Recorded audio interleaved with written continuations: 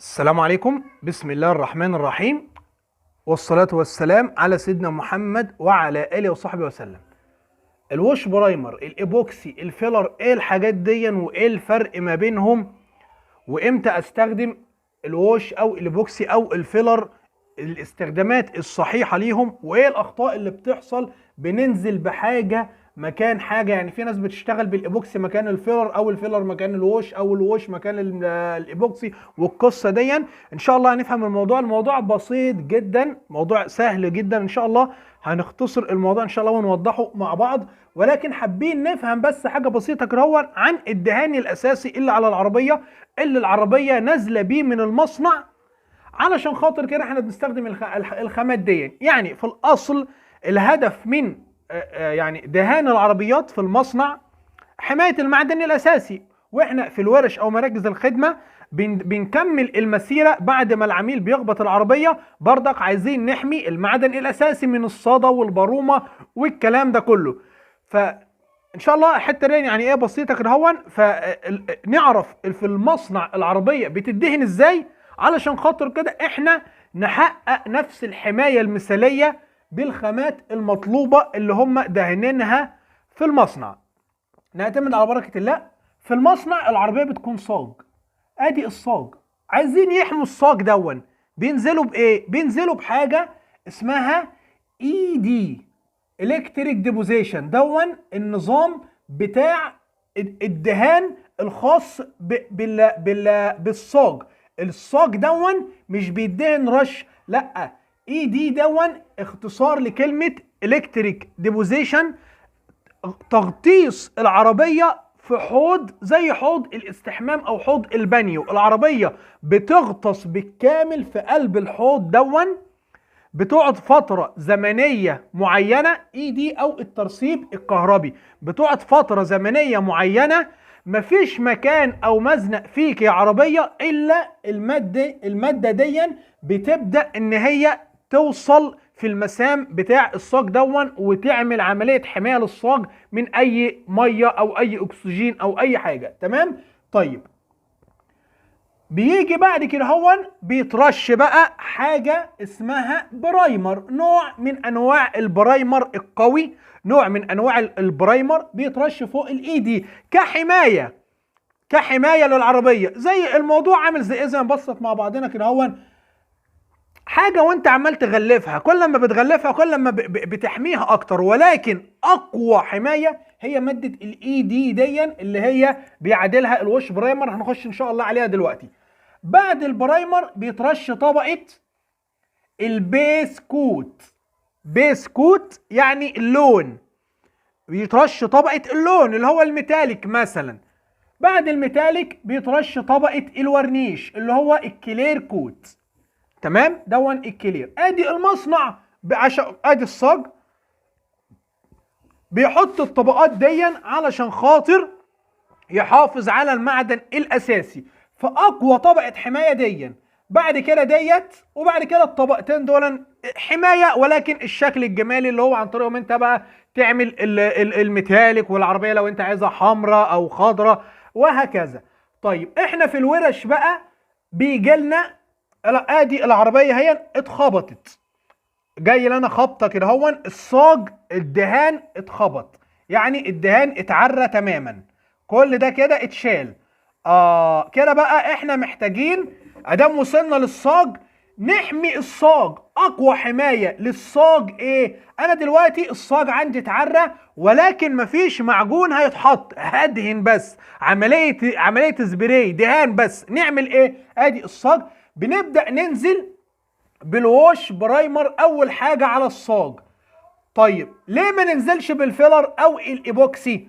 الووش برايمر عباره عن مركب حمضي قوي جدا، بيقدر ان هو ينزل في الصاج ويعمل عمليه تفاعل مع الصاج ويحمي الصاج زي ماده الاي دي. فالووش برايمر بينزل بيعمل بيكافئ الماده الاساسيه اللي هي الاي دي. تمام كده يا رجاله؟ طب لو نزلنا بالفيلر، الفيلر ما فيهوش الخواص بتاعه الووش برايمر. الووش برايمر قلنا ان هو بيتفاعل مع الصاج، بيحمي الصاج حمايه فعلا قويه جدا بتعادل الاي دي.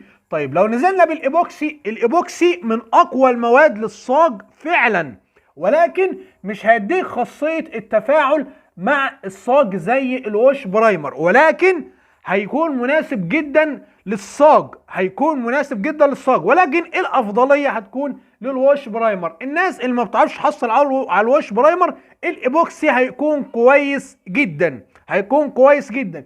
والمكان دوت لو هو حته صغيره في نص القطعه وبقيتها مدهون يعني بالمواد الاساسيه بتاعته، مش هيأثر في حاجه لو نزلت بالفيلر يعني، تمام، لان هي حته صغيره ما بيتراكمش عليها ميه او حاجه. لو هي حته مثلا 5 او 10 سم او حاجه عادي يعني، ولكن الافضل الوش برايمر. لكن السيستم بيقول لك وش برايمر مش فيلر، تمام، ولكن يعني بنحاول ايه نيسر الامور مع بعض، تمام يا رجاله. السيستم بيقول لك وش برايمر. طيب بعد كده اهو عايزين ننزل بماده البرايمر ديت. الميكرون بتاع الاي دي بيعمل تقريبا 20 مايكرون. اللي مش عارف يعني ايه مايكرون، دي ليها حلقه لوحدها ان شاء الله، هتلاقيه في علامه اي فاي، يعني السكنس بتاع او الارتفاع بتاع الدهان. الاي دي بيعمل 20 مايكرون، من 10 ل 20 مايكرون، تمام. الوش برايمر الطبقه منه بتعمل نفس الكلام 10 او 20 مايكرون. طيب البرايمر بقى عايزين بقى ننزل برايمر عشان خاطر نبدا بعد كده هو نرش طبقه البيس كوت اللي هي مكان الشالت، وطبقه الكلير كوت. اللي بيعادل بقى طبقه البرايمر بيكون هو الفيلر. بتنزل بعد كده طبقه الفيلر، تمام كده. احنا نزلنا بالوش برايمر، فوق الوش برايمر الفيلر. طيب عايزين بقى ننزل باللون والورنيش عادي جدا. بتصنفر الفيلر بتاعك، وبعد كده بتنزل بالبيس كوت، وبعد كده بالكلير كوت. دون لو الجزء دون سليم مش عاوز يتمعجن. طيب عاوزين بقى نمعجن الجزء دوت، الجزء ده محتاج يتمعجن، نعمل ايه؟ هنيجي نفس الخبطه تاني، نفس الخبطه اهيت. عندنا بقى في جزء عميق في الصاج عاوز يتمعجن، نعمل ايه؟ المعجون الستوك الحديد كويس جدا للصاج، لكن انت عاوز تنزل ببرايمر قبل المعجون. ما تنزلش هنا بقى بالوش برايمر. ليه؟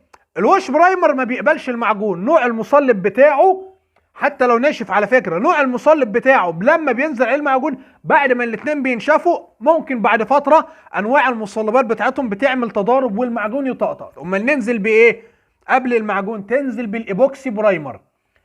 يبقى نيجي بالايبوكسي برايمر، ننزل بالايبوكسي برايمر. بعد ما الايبوكسي برايمر ينشف نبدا نصنفره. بعد كده هو ان الايبوكسي برايمر مش هيملا لك السماكه دي كلها. الايبوكسي برايمر بيبدا ان هو ينزل على الصاج، ولكن لسه في صاج ليه عمق غويط محتاج هنا المعجون. تبدا ان انت تصنفر الايبوكسي برايمر وتنزل بالمعجون بتاعك وتصنفر المعجون. طيب بعد ما تصنفر المعجون والمعجون يبقى عادل تماما، تحت منه الايبوكسي وتحت الايبوكسي الصاج، تبدا اللي انت تنزل على المعجون بالفيلر. يبقى ادي الفيلر بتاعنا نزل كده، ادي المعجون بقى تمام. تبدا اللي انت تنزل بالفيلر. الفيلر غطالك المكان ده كله، خلاص انت نزلت بالمعجون بقى السطح متساوي. ادام هنا مفيش صاج كاشف وهنا مفيش صاج كاشف، تبدا اللي انت تنزل بالفيلر هيديلك المكان ده كله. الفيلر بتاعك طبعا هيكون نازل من الناحيه دي، ادي الدهان القديم وادي الدهان القديم، والفيلر بتاعك الفيلر بيعمل سكنز عالي، ممكن الميكرون بتاعه يوصل ل 200 مايكرون، يعني ممكن يعلى اصلا يكون اكتر من الطبقات ديا، حتى طبقه الكلير كوت والدهان القديمه. ولكن بعد عمليه الصنفره بالكاوتشه بتبدا اللي انت تساوي كله في بعضه. فالفيلر بيكون فوق المعجون. طيب تعالى نشيل الكلام دوت كده اهون.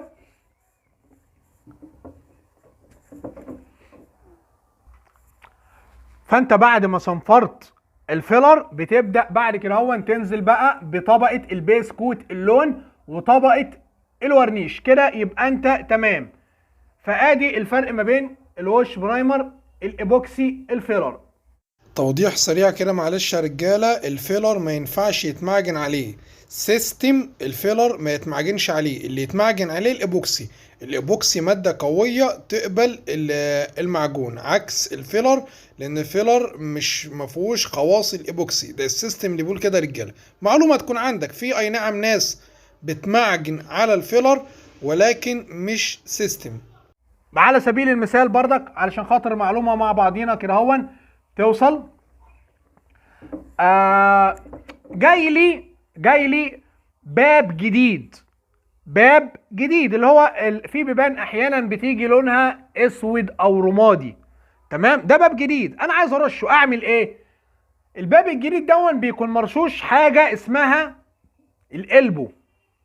ماده القلبو دي بردك بتكون نظام تغطيس، بتكون الرفرف او الباب الجديد بالكامل عليه ماده الرصاصي او الاسود دي. طب احنا ده نصنفره نديله ايه؟ وش برايمر ولا ايبوكسي ولا فيلر؟ دون بتصنفره لو انت عايز تشتغل شغل زي المصنع، بتبدا اللي انت تصنفره وتديله فيلر اللي هو النون ساندج اللي ما بيتصنفرش، اللي هو الويت اون ويت. الويت اون ويت دون هتلاقوه فيديو ان شاء الله في علامه اي فوق. يعني ايه؟ يعني الرفرف اللي جاي جديد او الباب عباره عن صاج، فوق الصاج واخد القلبو اللي هي بتعادل الاي دي. ينفع اللي انا اصنفره وارشه لون وبعد كده ورنيش؟ ينفع، ولكن مش هيكون بنفس الكفاءة بتاعة المصنع.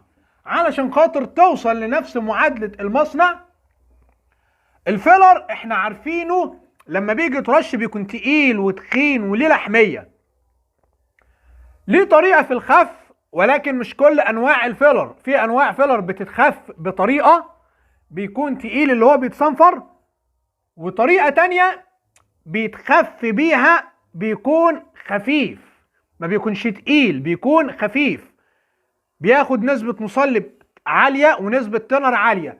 تبدأ اللي انت تصنفر المادة دي اللي هي مادة الاي دي ديت وتنزل عليها بالفيلر اللي هو الويت اون ويت الطري على طري. بعد ما بترش الفيلر الويت اون ويت او الطري على طري دون مباشرة، ان دوبك تستنى 5 أو 10 دقايق، تنزل بعد كده بطبقة اللون وبعد كده بطبقة الورنيش. طيب انا جاي لي الباب بقى او الرفرف دون جديد على اللحم او على الصاج، جاي لي باب على الصاج معلوش اي قلب ولا اي حاجه. في الحاله دي انت محتاج تديله وش برايمر علشان خاطر تحمي الصاج حمايه مثاليه من الاكسجين والميه واي اكسده ممكن تحصل عليه. طب معيش وش برايمر، معيش وش برايمر، نعمل ايه؟ تنزل بالايبوكسي وبعد كده ترش عليه اللون والورنيش عادي. ان الايبوكسي المايكرون بتاعه بيعمل تقريبا 50 مايكرون، فهيكون عالي كويس، حمايه مثاليه للصاج. وحابب تنزل عليه ويت اون ويت عادي مفيش اي مشاكل. المقصود بتنزل بالويت اون ويت او الفيلر هنا هون فوق الايبوكسي، يعني بعد ما تنزل ايبوكسي ترش الويت اون ويت فوقيه. طيب الايبوكسي برايمر تقيل، اللزوجه بتاعته عاليه، الميكرون بتاعه عالي، ليه حبايه، ليه بونطه، اعمل ايه؟ في الحاله دي الايبوكسي بيكون ليه طريقتين في الخف، ولكن ترجع للنشره الفنيه او المورد بتاعك. طريقه منهم بيشتغل نظام سيلر، بيتخف بطريقه نسبه التنر بتاعه والمصلب بتاعه. على فكره المواد دي كلها كل حاجه ليها المصلب بتاعها والتنر بتاعها، عشان ما ناخدش حاجه تنر من هنا او مصلب من هنا نحطه على حاجه من دول، كل حاجه وليها حاجتها. فالايبوكسي ليه طريقتين في الخف، طريقه سيلر بيكون خفيف ملوش لحميه عاليه، وطريقه تانية اللي هو الايبوكسي العادي التخين اللي هو ليه لحميه اللي هو العادي. تمام، فانت بتشتغل بنظام الخفيف السيلر علشان خاطر ترشه على الصاج العريان دون، ومن غير ما تصنفره تبدا اللي انت ترش فوق منه الويت اون ويت بعد ما يتهوى تقريبا 10 دقايق حسب المنتج التي دي اس بتاعك او النشره الفنيه.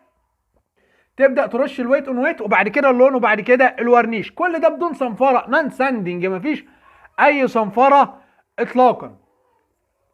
يعني طيب بالنسبه للايبوكسي والمعجون، المعجون كويس جدا ينزل على الصاج عادي، ولكن الايبوكسي يعني بيكون ايه، بيحقق لك الحمايه شويه في وعلى فكره بالنسبه للحاجات دي الحبيبات، يعني حبيبات الفيلر عامله كده في الاصل، حبيبات المعجون عامله كده كبيره، والحبيبات بتاعت المعجون الفايبر عامله كده اكبر. حبيبات الايبوكسي بقى صغيره جدا، وحبيبات الوش برايمر نفس الكلام. كل المواد الايبوكسي والحاجات دي صغيره، تبدا انها تخترق الصاج وتوصل للصاج وتعمل الحمايه المثاليه. حتى انت لو جبت، هنفرض لو كبوت جديد على الصاج وبطنت حته فيه ايبوكسي، تعالى بعد ما تصنفرها هتيجي تمشي ايدك على حرفها هتلاقي ملهاش حرف. لكن تعالى بطنها فيلر هتلاقي ليها حرف كده عامل زي القشره مهما صنفرته، عايز يجري ليه؟ حبيبات الفيلر مش قادره توصل لمسام الصاج زي الايبوكسي.